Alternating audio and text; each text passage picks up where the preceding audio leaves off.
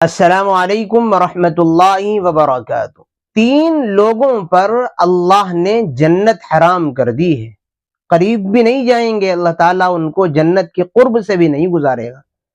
اللہ ایسے بندوں میں ہمیں شامل نہ فرمائے، بلکہ ہم تو اس کے رب کے بھکاری اور منگتے بن کر کے اس سے یہ درخواست کرتے ہیں، اے رب کریم ہمیں اپنے پیارے محبوب حضرت محمد صلی اللہ علیہ وسلم کے صدقے میں اپنے فضل کے ساتھ جنت میں ضرور داخل کیجئے گا۔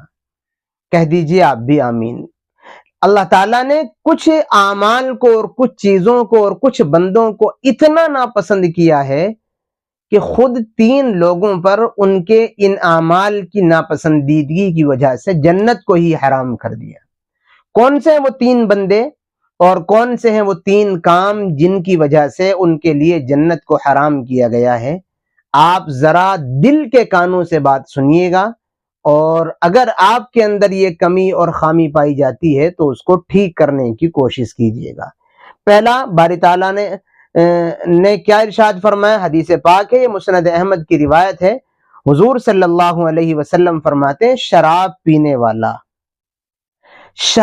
پینے والا یا کسی طریقے کی نشہ آور چیزوں کو استعمال کرنے والے کے لیے اللہ نے جنت کو حرام کر دیا ہے۔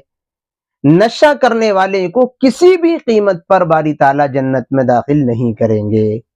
اب آپ اسی سے اندازہ کر لیجئے، نشہ کرنا، شراب پینا، دوسری چیزوں کے ذریعے اپنے آپ کو مدہوش کرنا، یہ کتنا غلیظ اور ناپسندیدہ عمل ہے رب کائنات کے یہاں۔ اور آج ہمیں اس حدیث پاک کی روشنی میں اپنے سماج اور معاشرے اور سوسائٹی کا بھی جائزہ لینا چاہیے۔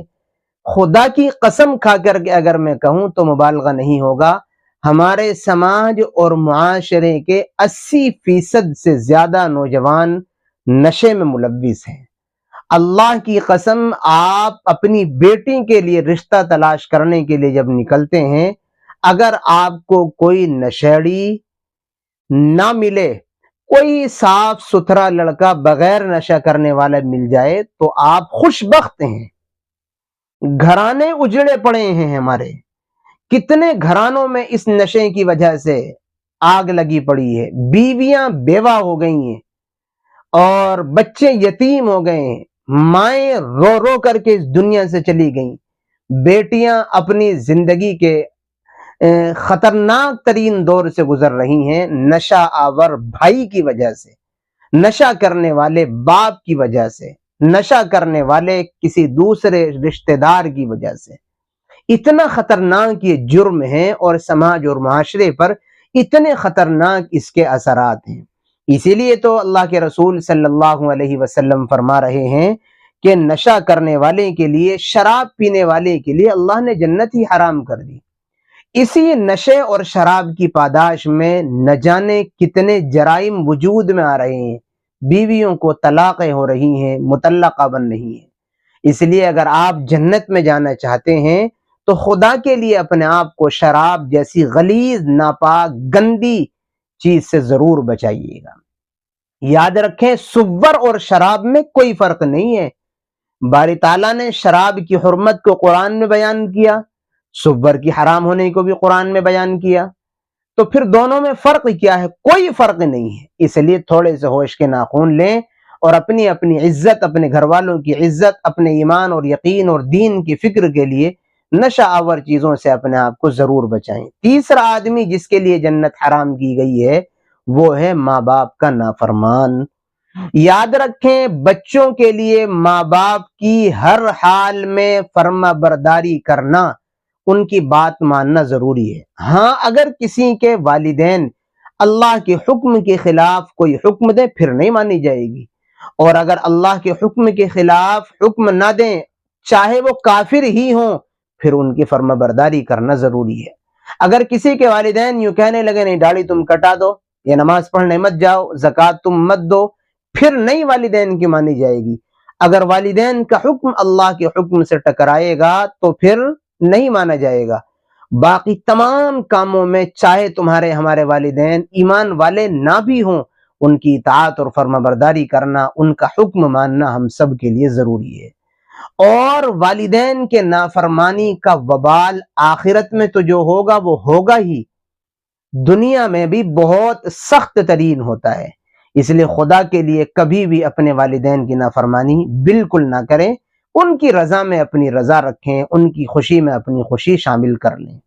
دوسرا آدمی، ایسے آدمی کو اللہ تعالیٰ جنت میں داخل ہی نہیں کرے گا جو والدین کی نافرمانی کرتا ہے، اس کے لیے اللہ نے جنت حرام کر دی ہے۔ اور تیسرا اور آخری آدمی جس کے لیے اللہ نے جنت کو حرام کر دیا ہے وہ ہے دیوس۔ اور دیوس کہا جاتا ہے ایسے آدمی کو جو اپنی بیوی کے اندر پائی جانے والی برائی پر راضی ہو۔ بیوی مثال کے طور پر بدچلن ہے اور شوہر کو علم ہے، پھر بھی وہ اس کے ساتھ خوش ہے، اور پھر بھی وہ اس کو اسی چیز کے ساتھ، اس کے اس عمل سے خوشی کے ساتھ اس کو اس نے اپنے نکاح میں رکھ رکھا ہے۔ بیوی بے پردہ ہے، راستوں میں، چوراہوں میں، گیٹ کے باہر پردہ اٹھا کر کھڑی ہو جاتی ہے اور خوب بے پردگی کرتی ہے۔ شوہر اس کے اس عمل سے خوش بھی ہے، راضی بھی ہے۔ یاد رکھیں ایسے انسان کو دیوس کہا جاتا ہے جو بیوی کی برائی پر راضی ہو۔ ایک تو یہ ہے کہ بیوی کوئی غلط کام کر رہی ہے لیکن شوہر اس سے خوش نہیں ہے، اپنی ناراضگی ظاہر کرتا ہے اور اس سے کہتا تم یہ کیوں کر رہی ہو، یہ نہیں، یہ تو اس کی غیرت کا ثبوت ہے کہ وہ اس سے ناراض ہے اور اس کو روکنے کی کوشش کر رہا ہے۔ شوہر خود اس کی برائی میں اس کے ساتھ شریک ہو جائیں، یہ اپنی رضامندی کو اس کے ساتھ شامل کر لے، یہ بے غیرتی ہے۔ ایسے انسان کو دیوس کہا جاتا ہے۔ ایسے انسان کو جو اپنی بیوی کی برائی پر اس کے برا عمل کرتے ہوئے اس سے راضی ہو، اللہ جنت میں داخل نہیں کرے گا۔ خدا کے لیے تینوں آدمی مت بننا، نشہ اور شرابی بھی مت بننا، جنت حرام کر دی گئی ہے۔ اور اسی طریقے پر والدین کا نافرمان بھی مت بننا، جنت حرام کر دی گئی۔ دیوس بھی مت بننا، بیوی کی بری عادت پر راضی مت رہنا، اگر وہ آپ کی فرمانبرداری نہ بھی کرے تو اس سے کہنا تم غلط کر رہی ہو، میں تمہارے اس عمل سے راضی نہیں ہوں، اپنی طاقت کے مطابق اس کو سمجھانے کی کوشش کرنا۔ دیوس آدمی کے لیے بھی اللہ تعالیٰ نے جنت حرام کر دی ہے۔ اس لیے اپنے آپ کو ان تینوں چیزوں سے بچائیں۔ اللہ مجھے بھی عمل کی توفیق نصیب فرمائیں اور آپ کو بھی۔